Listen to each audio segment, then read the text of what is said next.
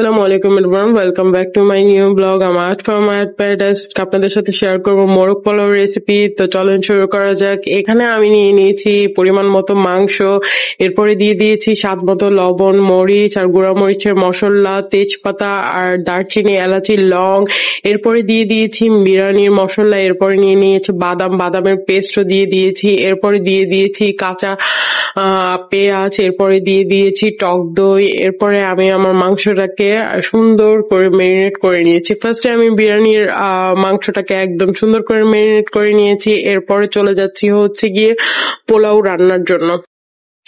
রাইসটা রান্না করার জন্য আমি তাওয়ার মধ্যে তেল নিয়ে নিয়েছি আর পরিমাণ মতো দিয়ে দিয়েছি পেঁয়াজ। ফার্স্টে বেরেস্তা করে নিব পেঁয়াজের, এরপরে আবারও তেলের মধ্যে হালকা পেঁয়াজ দিয়ে দিব হচ্ছে গিয়ে ঘি দিয়ে সুন্দর করে নাড়াচাড়া করে নিব। নাড়াচাড়া করার পর হচ্ছে গিয়ে এই পেঁয়াজটা যখন হালকা লাল লাল হয়ে আসবে তখন আমি স্ট্রেনারের সাহায্যে যে চালটা ঝরিয়ে নিয়েছিলাম সেই চালটা ঢেলে দিব।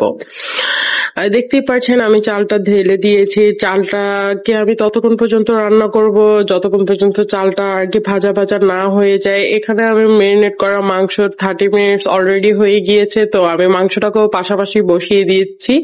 এখানে আমি কড়াইতে তেল নিয়ে নিয়েছি পরিমাণ মতো আর মেরিনেট করা মাংসটা পুরো ঢেলে দিয়েছি। এরপর হচ্ছে গিয়ে এটা দিয়ে আমি আস্তে আস্তে হওয়ার জন্য এটাকে আমি ঢাকনা দিয়ে সিদ্ধ করে নিব। যেহেতু মুরগির মাংস সেহেতু সিদ্ধ হতে একদমই টাইম নেবে না।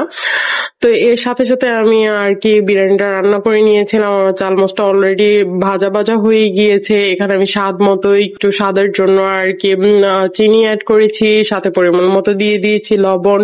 এখানে আমার মাংসগুলো হয়ে যাচ্ছে আর চালটা যেহেতু ভাজা ভাজা হয়ে গিয়েছে এর জন্য আমি গরম পানিটাকেই ফোটাতে দিয়ে দিয়েছি। গরম পানিটাকে পরিমাণ মতো আমার চালটা যখন ভাজা ভাজা হয়ে গিয়েছে পরিমাণ মতো ইউজ করে নিয়েছি।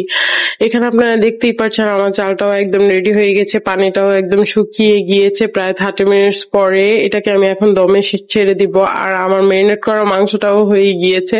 দেখতেই পাচ্ছেন আমার মাংসটার পানিটাও শুকিয়ে গিয়েছে। এখানে আমার রাইসটাও একদমই রেডি হয়ে গিয়েছে আধা ঘন্টা পরে।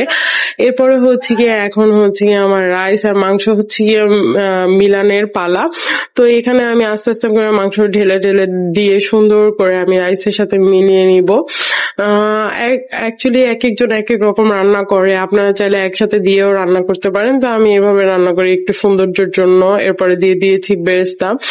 একদমই ভিডিওটা শর্ট করেছি, আপনারা মেজারমেন্ট করে আর কি রান্না বান্না করে নিবেন। আমার এই যে বিরিয়ানিটা একদমই রেডি। আমি বিরিয়ানি খেতে অনেক পছন্দ করি, বাসা প্রায় সময় রান্না করি।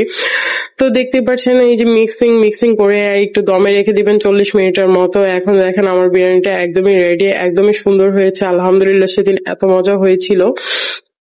তো আজকের জন্য এতটুকু। Thank you watching for my video. আমার সাথেই থাকবেন, আমার পাশেই থাকবেন।